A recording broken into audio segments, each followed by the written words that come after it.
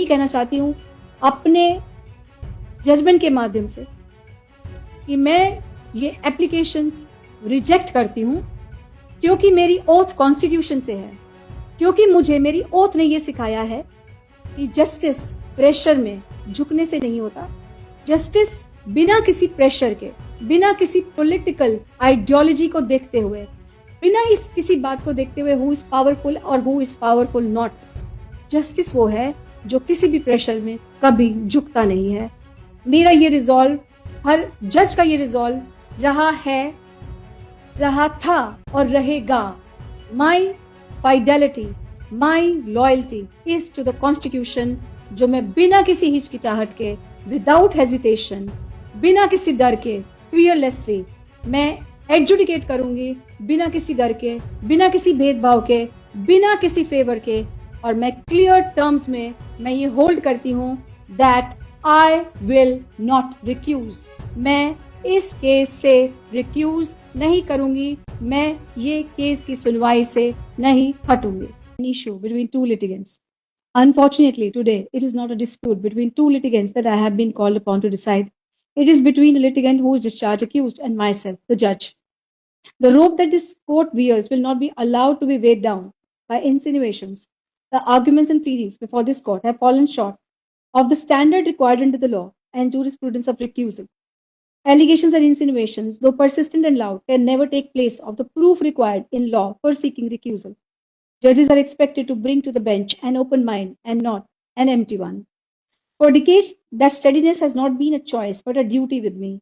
A judge cannot recuse to satisfy a litigant's unfounded suspicion of bias, not to avoid discomfort felt by it due to manufactured allegations.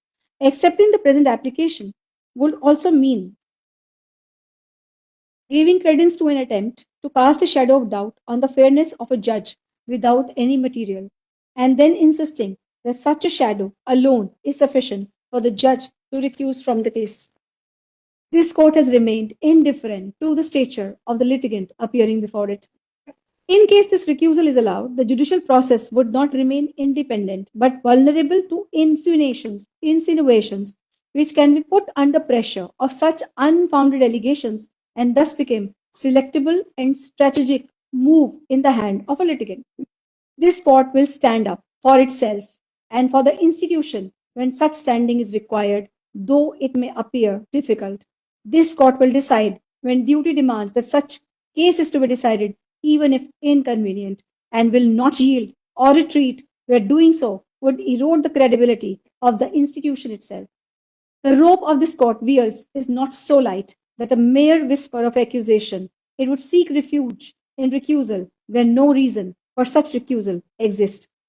If recusal on such ground is accepted, it would risk the adjudicatory process being shaped by the preference or discomfort of a litigant, and in that case, it would not be justice administered but justice managed.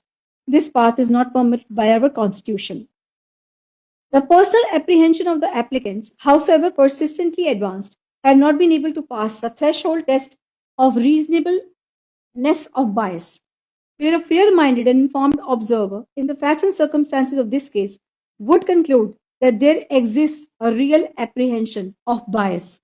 Recusal has to stem from law and not from narrative. This court understands that it is a defining moment in this court's judicial life, and that this order would decide as to whether I will stand my ground in performing my duty or allow myself to be moved or unsettled by the my ground beneath my feet, being sought to be shaken by accusations thrown at me. If the grounds raised in these applications were to be accepted as valid grounds for disqualification of a judge from hearing a case, the qualification for judicial office itself would have to be redrawn, suggesting absence of a family, absence of past association, and complete absence of social or official engagement with the bar. The Constitution, fortunately, does not prescribe such solitude as a qualification to be a judge. As curtains are drawn on the arguments in these applications seeking recusal, I must add, in this case, the file seeking recusal did not arrive with evidence. It arrived on my table with aspersions, insinuations, and doubts cast on my fairness and impartiality. Though quietly worded and couched in legally assembled sentences, yet carrying much beyond the phrases. The applications were not questioning a decision, but whether the decision maker could make a decision. The easier path of recusal would have offered a quiet exit, avoided, avoided discomfort, and closed the matter without confronting the allegations, suggestions, and insinuations. However, this court knows that the office of a judge demands restraint and silence. Yet, such restraint and silence must not cause injury to the institution itself. Every unproven and unfounded accusation of bias or partiality is not merely a question put to an individual judge, but also casts aspersions upon the collective integrity of the institution of the judiciary itself. It is for this reason that this court has decided to speak through this judgment, not to defend myself, but to defend that collective trust. This court is conscious of the constitutional office it holds and the discipline it demands. It has no personal interest, direct or indirect, in the outcome of the present matter. The allegations leveled, the grounds raised, and the associations referred to, as discussed above, were neither proximate nor relevant to the issue in question. What lends a deeper disquiet to the present application, as also submitted by the learned Registrar Solicitor General, is the attempt to attach a media driven narrative to the proceedings, including instances of vilification without accountability. This court, being trained to remain uninfluenced by such external narratives, has proceeded to decide the matter uninfluenced by any such pressure. The rule of law is not upheld on the basis of repeated allegations or media headlines, however persistent or widespread they may be. It rests on the objectivity and impartiality expected of a judge, which this court has adhered to. At the same time, the subtle attempt to discredit the institutional integrity of the court and the concerns arising therefrom have been rightly placed on record by the learned Solicitor General. The powerful and the powerless are equal before this court. There may be a political figure as one of the respondent applicants before it. However, the law remains completely indifferent to the status of a litigant. The courts stand firm in their duty to treat all litigants equally. The office of a judge also demands detachment from self, for the self must yield to the credibility of the institution. If this court was to recuse, it would not be prudence, but abdication of duty, and would amount to lending legitimacy to aspersions, insinuations, and doubts when no ground for the same exists. It would be an act of surrender, quiet and convenient, yet not without consequences. The signal that an institution can be bent and shaken by unverified assertions would travel far beyond this case. What I am saying is, मैं ये कह रही हूँ कि अगर मैं बिना इस एप्लीकेशन को सुने मैं अपनी ड्यूटी सरेंडर कर देती और मैं अपने आप को रिक्यूज कर लेती तो शायद ये रास्ता मेरे लिए बहुत आसान होता क्योंकि ना कोई मुझे कुछ कहता और ना मेरी फैमिली को कुछ कहता और ना कोई नैरेटिव चलाता। लेकिन ये इस इंस्टीट्यूशन के फायदे में नहीं है, ये इंस्टीट्यूशन के हक में नहीं है कि मैं बिना उस बात को एडजुडिकेट किए मैं अपनी ड्यूटी को सरेंडर कर दूं, क्योंकि मैंने अपनी ड्यूटी सरेंडर करना सीखा ही नहीं है। मेरा रिक्यूजल, अगर मैं रिक्यूजल करती हूं तो उसके क्या रेपरकशंस होंगे, उनको भी मैं अपने माइंड में लेके चलती हूँ कि शायद सोसाइटी में लोग ये सोचने लगेंगे कि किसी भी जज को, किसी भी कोर्ट को प्रेशराइज किया जा सकता है और उसको बदला जा सकता है। तो जब मैं ये डिसीजन करूंगी तो मैं इस बात को भी ध्यान में रखूंगी कि मेरा डिसीजन जब जनता के पास पहुंचेगा तो उसका क्या प्रभाव पड़ेगा। Far more profound be the effect if such insinuations were allowed to be closed merrily in the file by this court recusing, as they would continue to linger in courtrooms, in public discourses, in law schools, and in general understanding of what real justice means and what it does not. It would also mean that the judiciary can be compelled to yield not to reason but to narrative, diminishing the trust that justice must continue to command even when tested.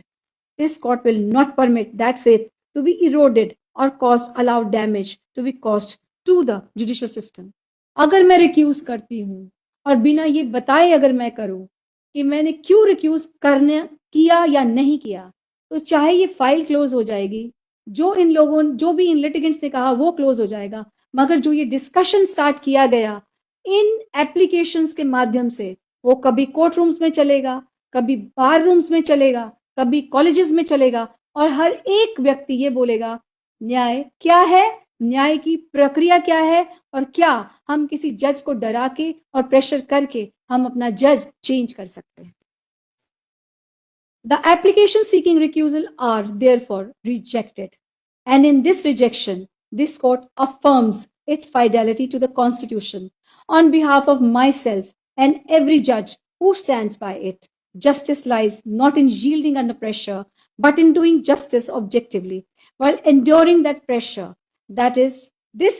Has been, and will remain the solemn trust, quiet strength, and unwavering resolve of this court to remain faithful to this oath, to not choose the easier path of recusal, but to walk the path shown by the Constitution unhesitatingly, fearlessly, and adjudicating without fear or favor, and state in clear terms. मैं यही कहना चाहती हूँ अपने judgement के माध्यम से कि मैं ये एप्लीकेशंस रिजेक्ट करती हूँ क्योंकि मेरी ओथ कॉन्स्टिट्यूशन से है, क्योंकि मेरी ओथ ने ये सिखाया है कि जस्टिस प्रेशर में झुकने से नहीं होता. जस्टिस बिना किसी प्रेशर के, बिना किसी पॉलिटिकल आइडियोलॉजी को देखते हुए, बिना किसी बात को देखते हुए हु इज पावरफुल और who is powerful not, justice वो है जो किसी भी प्रेशर में कभी झुकता नहीं है. मेरा ये रिजॉल्व, हर जज का ये रिजॉल्व रहा है, रहा था और रहेगा. My fidelity, my loyalty is to the Constitution, जो मैं बिना किसी हिचकिचाहट के, विदाउट हेजिटेशन, बिना किसी डर के, fearlessly मैं एडजुडिकेट करूंगी, बिना किसी डर के, बिना किसी भेदभाव के, बिना किसी फेवर के, और मैं क्लियर टर्म्स में मैं ये होल्ड करती हूं that I will not recuse. मैं इस केस से रिक्यूज नहीं करूंगी, मैं ये केस की सुनवाई से नहीं हटूंगी. He wants to say something, if he may be in. Yes. Some people, you are appearing in this case? No, are you not appearing in main matter? नहीं, आप मेन मैटर में आप एक अक्यूज को तो रिप्रेजेंट कर. No, you are not. Okay, so now the main matter was also list. Yes, वो कुछ कहना चाहते हैं, अनम्यूट कर दीजिए प्लीज. उन्हें अनम्यूट कर दीजिए please. Oh, it is logged. He is trying. Lord, your ladyship, let me say this, my lord, leaving the brief aside, and only as a student of law, your ladyship has really upheld the oath of constitutional office of deciding without fear. This is really a defining moment for the institution. And the best part, which I found, again as a student of law, forgetting that I'm appearing in the matter, that there is no bitterness in the entire judgment against the petitioners. Your ladyship merely laid down the law on recusal and how an upright judge would deal with such a matter. I'm really grateful for that. My request this is the judgment that I had to pronounce. There will be still something that I may add. And the last paragraph of this judgment has to be that despite the fact that I will not recuse, despite the fact that I have decided these applications, you can please write it. Despite the fact that I have decided these applications, I will decide the main matter without being affected by these recusal applications, as a judge is required to decide the case without fear, favor, or feeling that these applications were ever filed in this case. मुझे कभी भी, जब भी मैं इस case को decide करूंगी, मेरे माइंड में कभी भी ये वे नहीं करेगा कि कभी ये एप्लीकेशंस फाइल्ड भी की गई थी. And anything that I state in these applications is only for the purpose of adjudication of these applications, which will have no bearing in case when I will hear the main matter. So that's That's all for the it. majesty of law. That's the majesty of